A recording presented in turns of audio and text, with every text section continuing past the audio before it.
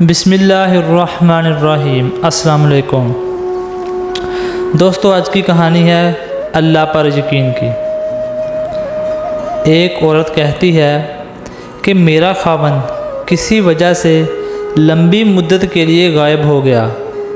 اس وقت میں ایک کم عمر بچی کی ماں تھی، جبکہ میرا ضعیف العمر باپ بھی ہمارے ساتھ ہی رہتا تھا۔ ہماری غربت اور مفلسی اپنی انتہا کو تھی اور اکثر اوقات ہمارے گھر میں کھانے کے لیے کچھ نہیں ہوتا تھا۔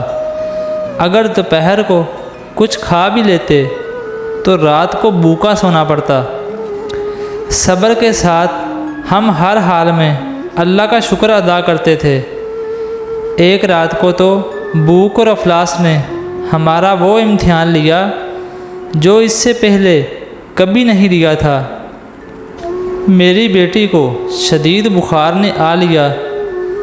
بچی کی بخار اور بھوک سے بنی حالت سے مجھے اپنی اور اپنے والد کی بھوک بھول گئی۔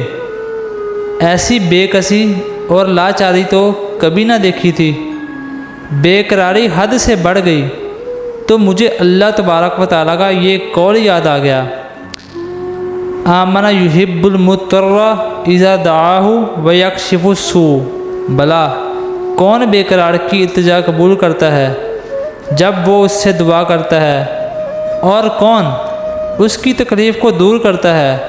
جی ہاں، ہر قسم کی تکلیف، چاہے وہ بھوک کی ہو یا بیماری کی یا غربت و افلاس کی اور گناہوں کی۔ کون ہے اس ذات پاک کے سوا جو ان سب تکلیفوں کو دور کر سکتا ہے؟ یہ سب سوچ کر میں اٹھی اور جا کر وضو کیا۔ واپس آ کر بچی کے ماتھے پر پانی سے بھیگی ہوئی پٹی رکھی اور اللہ کے حضور نماز کی ادائیگی کے لیے کھڑی ہو گئی۔ مختصر سی نماز پڑھنے کے بعد ہاتھ اٹھا کر بچی کے لیے دعا کی۔ اس کے ماتھے پہ سے پٹی اتار کر دوبارہ پانی سے بھگو کر رکھی اور ایک بار پھر نماز کے لیے کھڑی ہو گئی۔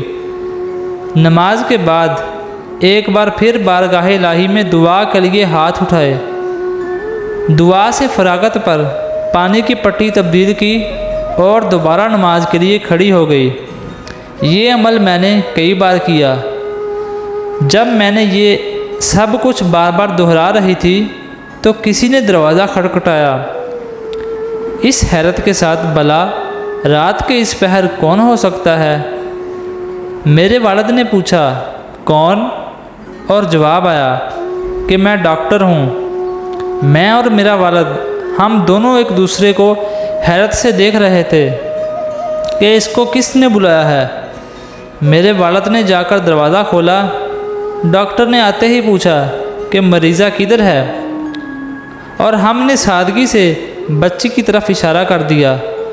ڈاکٹر نے بچی کو چیک کیا، کاغذ پر ایک نسخہ لکھ کر میرے ہاتھ میں تھماتے ہوئے بولا، لائیے میری فیس دیجیے اور میں چلتا ہوں۔ میں نے آستگی سے جواب دیا، ڈاکٹر صاحب، ہمارے پاس تو آپ کو دینے کے لیے فیس کے پیسے نہیں ہیں، بلکہ ہمارے پاس تو کچھ بھی نہیں ہے۔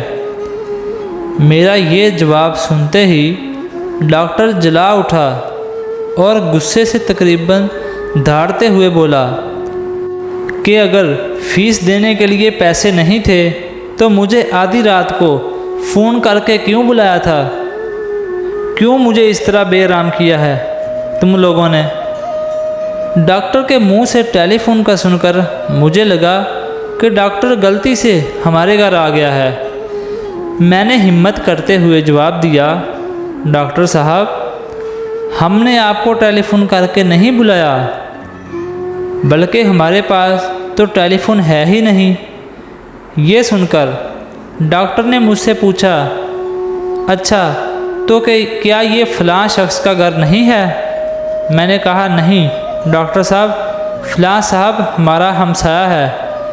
یہ سن کر ڈاکٹر تھوڑا سا خاموش ہوا اور پھر ہمارے گھر سے نکل کر ہمارے ہمسائے کے گھر چلا گیا، اور ہم खुजालत और शर्मिंदगी से खामोश बैठे रहे। थोड़ी देर ही गुजरी थी कि डॉक्टर एक बार फिर हमारे घर आ गया। आँखों में आंसू और रूंधी हुई आवाज़ में बोला, अल्लाह की कसम, तुम्हारे घर से उस वक़्त तक नहीं जाऊंगा जब तक तुम्हारा पूरा किस्सा नहीं सुन लूँगा। और मैंने डॉक्टर को अपना पूरा किस्सा सुना डाला कि किस तरह मैं बच्ची के माथे पर पानी की पट्टियाँ रख रही थी और अल्लाह के हुजूर दुआ भी मांग रही थी।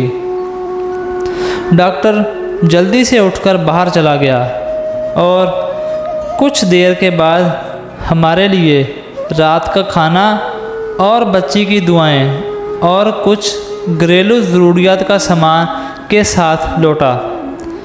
साथ ही उसने हमें बताया कि उसकी तरफ से हर महीने एक तनख्वाह हमें उस वक़्त तक मिलती रहेगी जब तक अल्लाह चाहेगा।